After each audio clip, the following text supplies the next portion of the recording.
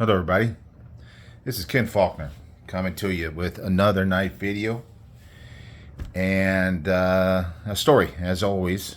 Well, usually I got two knives here from Daggerr Knives, Daggerr Knives. They're a company out of Russia.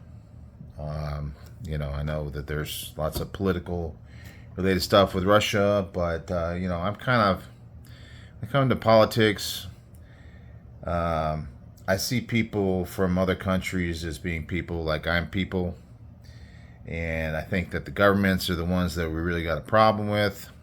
I don't want to go too much into politics on it, but knife makers, we got a common bond. Knife lovers, we got a common bond. And so I don't really hold it against them, personally. Anyhow, that's enough of that. But the real story behind this is I love these clips. These are crazy clips. The Screaming Skull. That's what really attracted me. Plus the fact that I do really like Daggerr. So this one's got the two blue eyes. It's so crazy the way they did that. I thought that was pretty well done. This is the first one I bought, and when I was doing all my whole big collection video, I thought that I'd lost it. I could not find it.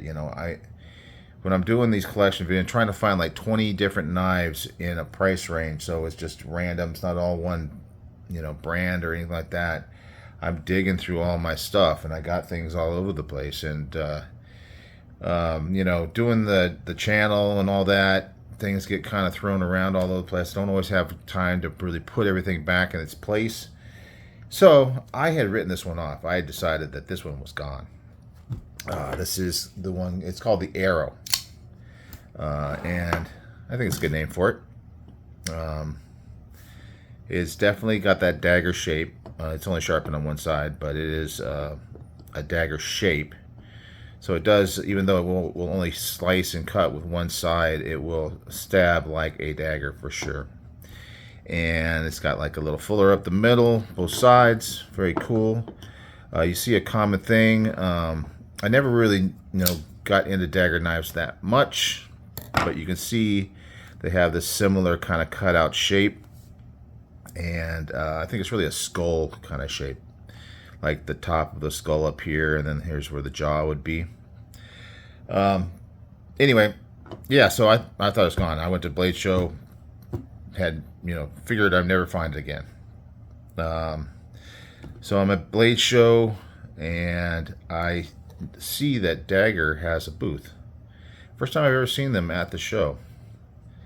And I was going over to check them out. There was one that I've seen on a couple channels called the Parrot. From them, and it is just a big old monster, and it looks cool. So I wanted to check it out. I was thinking I might buy one. They were sold out of those, but so I was looking at some of the stuff they still had at the table, and this was one that you see that pattern there.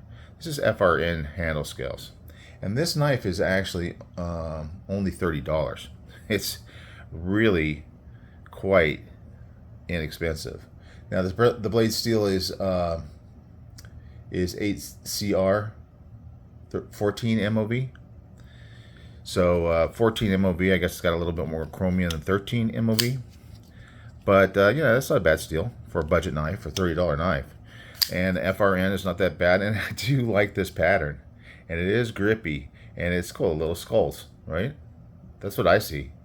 Looks like the teeth, kind of like without the lower jaw. But that's what it looks like to me. So it's pretty cool, and I love this shape. I mean, I have always been a fan.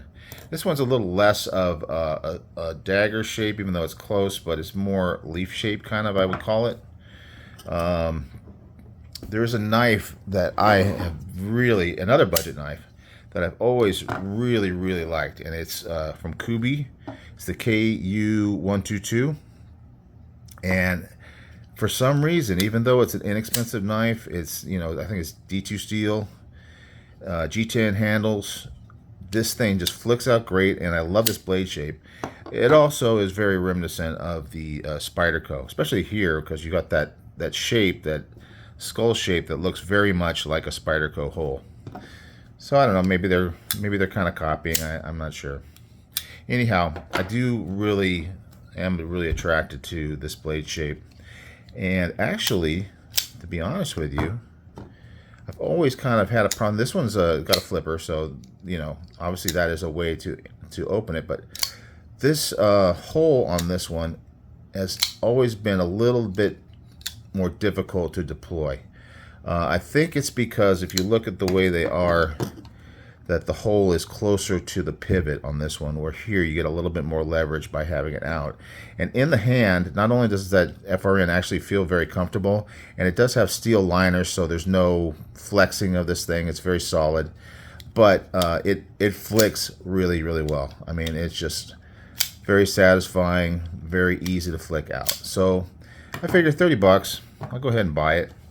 Meanwhile, I'm coming home, and I think it was after I'd actually gone back to work, and I was talking to my girlfriend about it. She is when she comes to finding stuff, if something gets lost, she is like a pit bull, just at it. She will not stop. And I'd looked everywhere, so I'd given up. I said, I'm done. It's not going to happen. I didn't even think she was going to be able to find it. She found this in the drawer of this table, back behind a vault case, and I had like a shoulder strap for the vault case behind that, and it was back behind the shoulder strap. I have no idea how it ended up there, but it's just crazy.